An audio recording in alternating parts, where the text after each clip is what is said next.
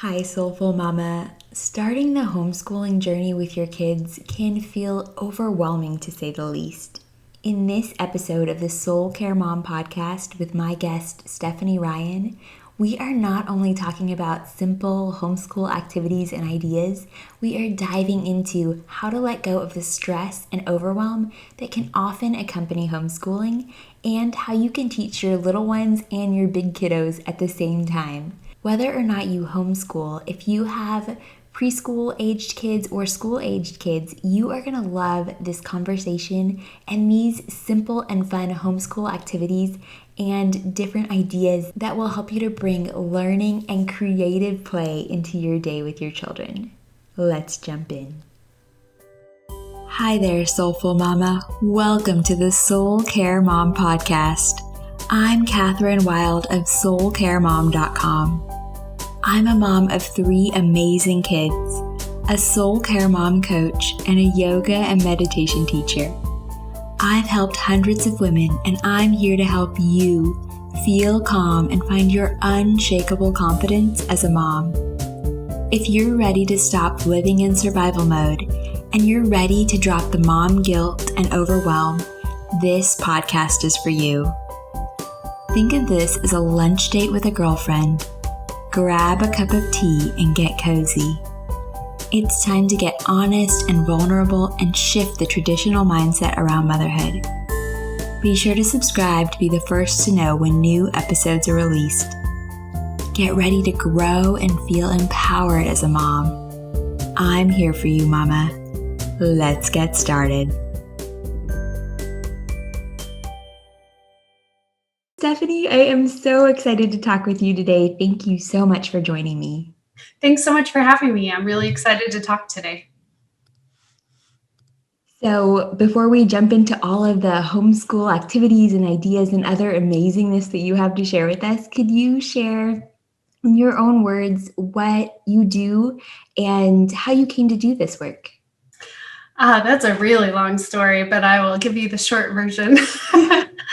So I am a science educator. I have a background in chemistry, and I have my PhD in learning sciences, which is just kind of a fancy way for saying how do people learn different content. So I really focus on that learning aspect of it, not the fact that you memorize something, but actually learning what's going on. And so I do a lot of curriculum development and assessment writing, and I kind of got thrown into this after writing a book. So I wrote a book when I became a parent, and I noticed my son playing, and I thought, wow, he sorted his toys. And chemistry, the first couple weeks of learning about it in school, is sorting into categories. And I was like, I bet we could do this with different content. So I actually have a few spreadsheets and PowerPoints of ideas of other subject areas that we could approach it. But the book, Let's Learn About Chemistry, which you said you've got the copy there. Yes. Such a book. It started to take off on Instagram a little bit with the pandemic. And because I couldn't do any live book readings, we decided to pivot a little bit and do experiments on Instagram. And Let's Learn About Science now has, gosh, I feel like it was 6,400 this morning. Like, it's just taking off. Homeschool moms are loving the content. And I'm kind of getting more into a role of switching that up so that I'm still doing pre-K things with my son during quarantine. So I'm including art and cooking and things like that as well. So it's a bit of a hodgepodge at times, but it's real life. But yeah, so that's kind of how I got into that Instagram account.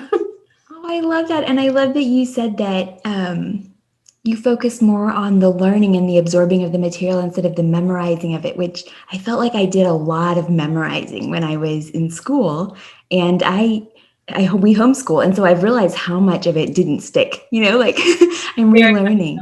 Yes. In the last 10 years, I have learned so much more chemistry than I ever learned in high school, because it was like, oh, I memorized the periodic table and I know all the elements, but I didn't know they were in there because of their attraction between electrons and protons holding it together and things like that. Like, I never looked at it in that way. And so I'm learning a lot, teaching it to my son earlier than I learned it. And then to be wrong is okay. So I help him build his own understandings. Yes, we learn so much from our mistakes, right? Like our trying something one way and then realizing maybe another way is better. Absolutely. And your son, you said, is 4, right? He is, yes. So that's amazing that he's already starting to gather the ideas around chemistry. Like that's awesome. It's fun too, because I like to highlight when I make mistakes in front of him. I'm a pretty anxious person myself and a perfectionist. So it's something I try to not have instill in him. And today we actually did an experiment to do down the road. We're going to be talking about jobs on Instagram, and each week is going to have a theme of the pretend play, a science activity, an art activity, and some things like that. And we made a fire extinguisher today, and I did not get the stoichiometry right of baking soda and vinegar, and it exploded all over me. And he was laughing so hard. He's like, "Oh, mommy, you really messed up." And I'm like, "But we'll try again." And so I showed him that, like, we all make mistakes, and it worked. It just worked too well. Right, that's a great way to look at it. So I have 3 girls, and we've been homeschooling since my oldest was in preschool. But so your topic today is one that so many parents are going to find valuable, because so many parents with preschool and school age kids have been kind of thrown into this world of homeschooling or virtual schooling or something in between. And so, yeah, I'm really, really excited about this topic. And when I started homeschooling, I remember being overwhelmed, like just with the sheer, like task that was put before me, So I can imagine that whether it's a mom that's listening that's just starting out with her preschooler, or a mom that's been thrown into it kind of somewhere in the middle, what tips do you have besides just being okay with it, making mistakes? What other tips do you have to get her started and to like let go of some of that overwhelm? Absolutely. And I am one of those who got thrown into it and was not expecting it. So I'm an educator, but I have never educated little small ones like this. And so it was very different going from full-time daycare to having him home for the last, 320 days, I think. Not that I'm counting. But one of the things I really had to it took me a minute was to go with the flow. That there are going to be days that he doesn't want to do certain things, and because he's a little person, and you know what, there are days I don't want to do things. And so to embrace those days and remember then that a Saturday or a Sunday could be something learning, or even watching a movie can be learning, because you can talk about how they interacted with each other. And so we love Toy Story. And in the beginning of quarantine, I was still working full time. And so I was doing all of this, and we would watch it, and I felt really bad about screen time. And we talked though about like how it wasn't really nice to push your friends, and there should be a timeout for that. Or why do bullies become bullies, and how maybe someone wasn't nice to him and didn't pay attention to him, and that's how he ended up that way. And so there's even lessons and stuff like that. So just finding the science and reading and all the subjects just in your everyday life, it takes a second to take a step back. It took me a few months to really get in a groove. But if he was really interested one week in gardening, we would dig and we would look at worms and like all the critters, and he'd let it crawl, and I was so grossed out. But he wasn't, so I didn't show him I was grossed out. And we let him plant his own part of the garden, and we made meals with his potatoes, and he was so excited. And so it's just like a different approach. He doesn't know the names of certain things yet. He's only 4, but he does know that to plant, it needs water and sunlight, and maybe we put too much water and things like that. So I think that you can really do a lot based on their own interests. Yes, and I love that you say that. That's part of the beauty of homeschooling, is there is that flexibility. Like it can happen at different times, like the school part, and so much learning is happening all the time, really. They're always observing, they're always asking questions, they're learning through play. Like you said, a video can show them so much, and you can talk about it with them.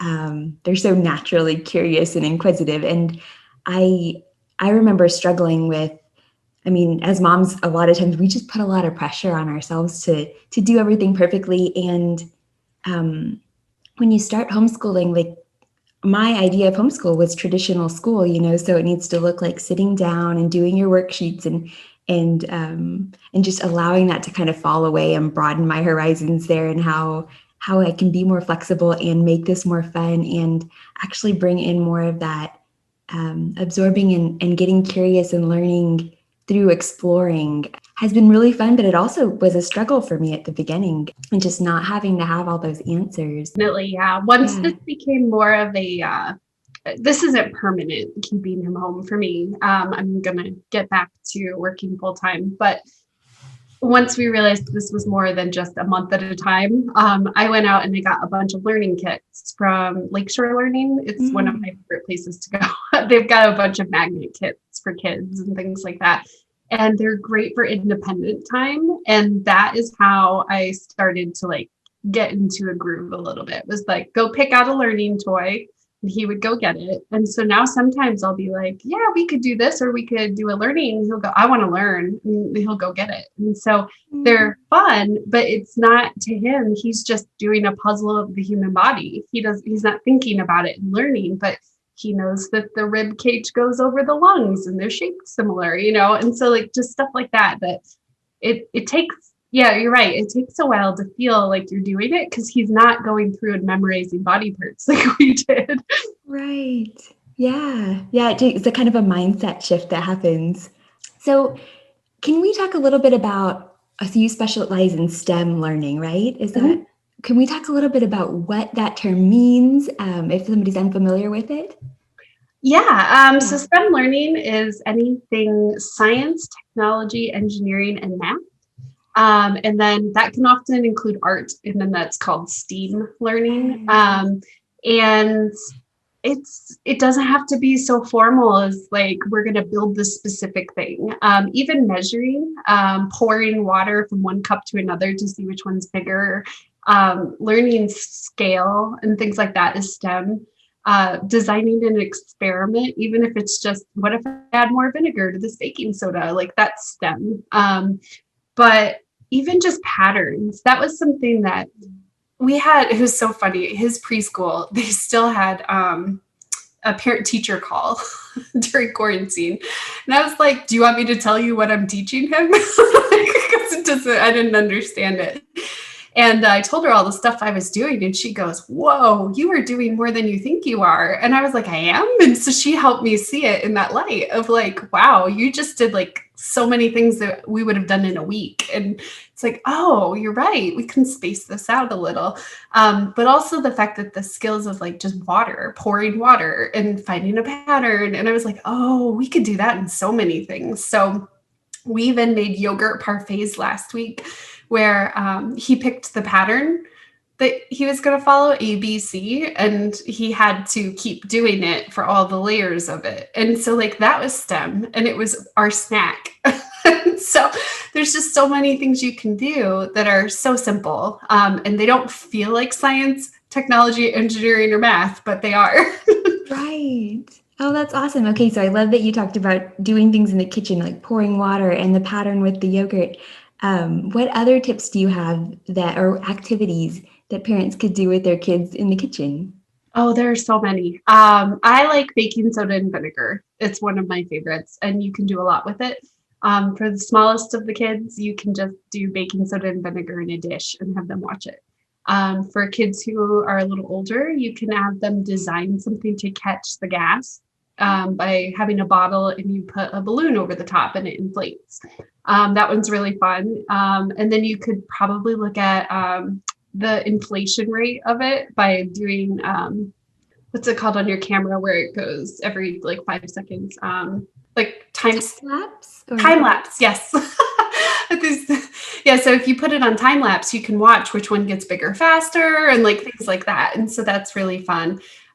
You can make raisins dance by using baking soda, water, vinegar, and raisins. And then they move around when the bubbles catch them.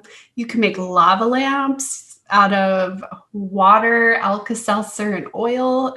I like food coloring and milk together. Like there's so many.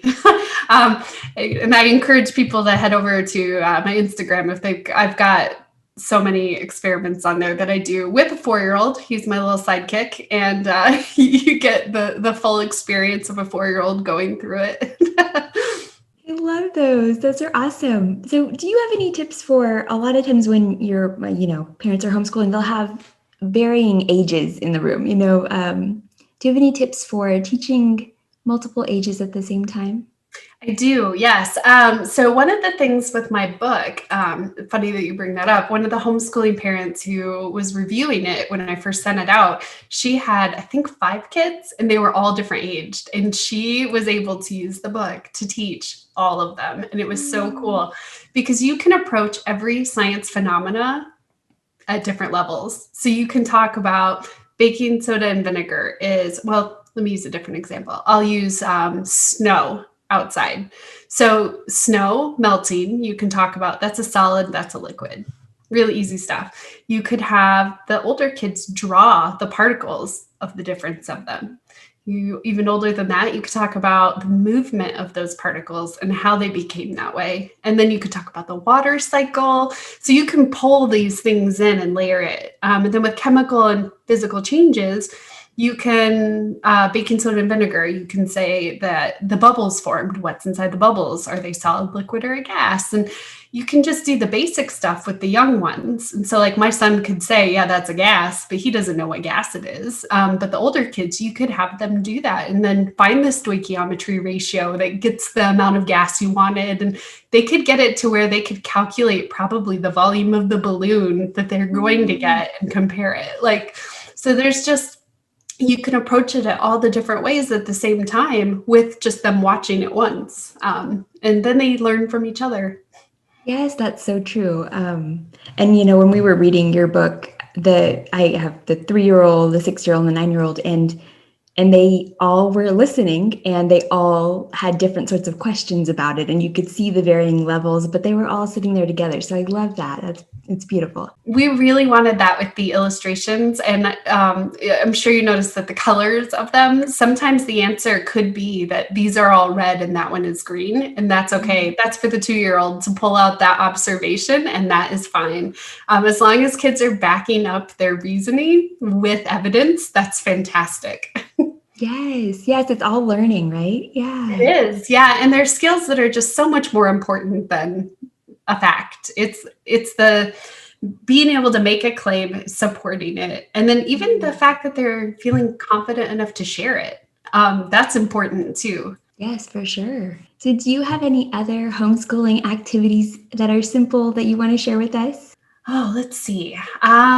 There's a really fun one that's a density column where you can layer liquids by their densities, and then you can drop solids into it and guesstimate their different densities based on where they fell in the column. That one's fun. I like doing magic milk, where you have milk and you drop food coloring into it in whatever pattern you want. And then you take a Q-tip and you dip it and nothing happens. But then you take the Q-tip and you dip it in soap, and then you do it, and then it swirls around like magic into patterns. And it's good because it shows them the before and the after, like a comparison. I made a change and this is what happened. That's really fun. And there's so many. Science is so fun. Oh, I love that. I love your enthusiasm about it too. Yeah, I love that you're taking just simple ingredients that probably most people already have and bringing them together to make learning fun. I love that. That's something I try to do, is that in the beginning of quarantine, I got on one of our grocery orders, I ordered most common things that people would have, like toothpicks or like rubber bands and things like that, trying to think of like what we can do with these things.